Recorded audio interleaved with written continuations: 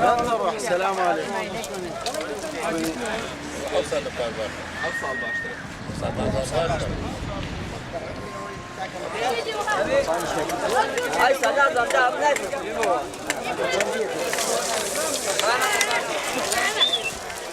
ئەوسان ماز وڵا باشە مەڕ پارەیەکە بزن پارەیەکە مانگا جوانەکە ئەوسا بازاگە نەخۆش لە پار باشترە خەرک دەودێ بۆ قوربانی عالەمەی نابنیەوە لێرە و بەریش ناکەی ئەوی مەڕێکری ئەوی بزنێکری ئەوی کاوڕێکری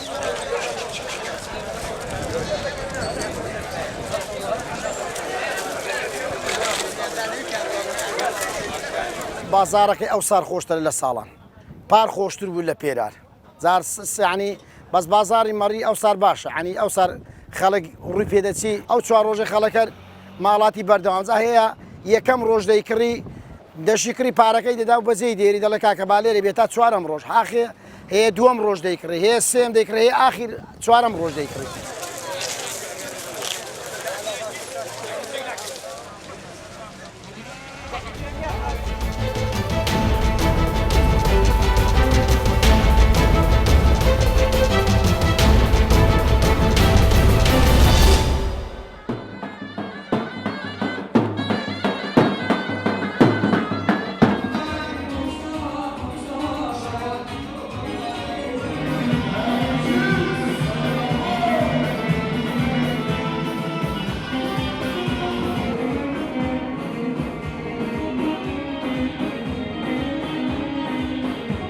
رو دعوت من گوره خودم زوجین هر بشه برا دف دعوت و پاکی و نام شادلگی و اب به در قازاخستان کرد قازاخستان گله که بندشین باز مستم گله که دف دعوت خود کنیم ما کشکا خان علمی بجه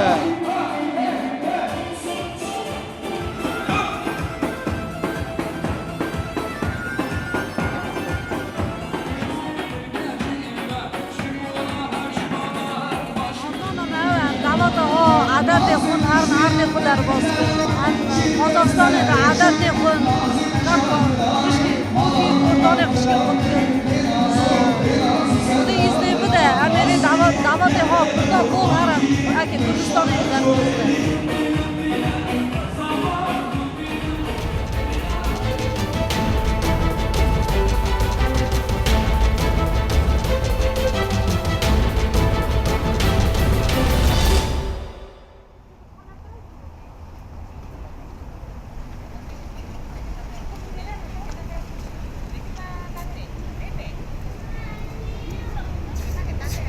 on holiday here in Brussels, and today I visited the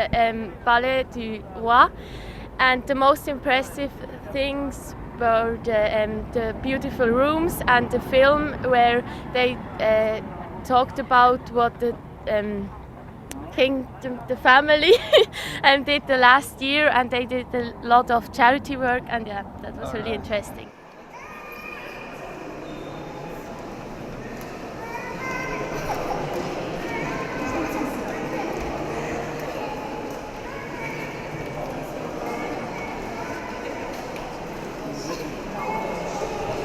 With my daughters and my mom, I'd like them to know a little bit more about all the beauty our palace has, about the costumes we just saw. De kostumen zijn mooi, hè? The history is very interesting. I hope they remember a little bit of what we see today and that they can bring it back home to tell everyone else.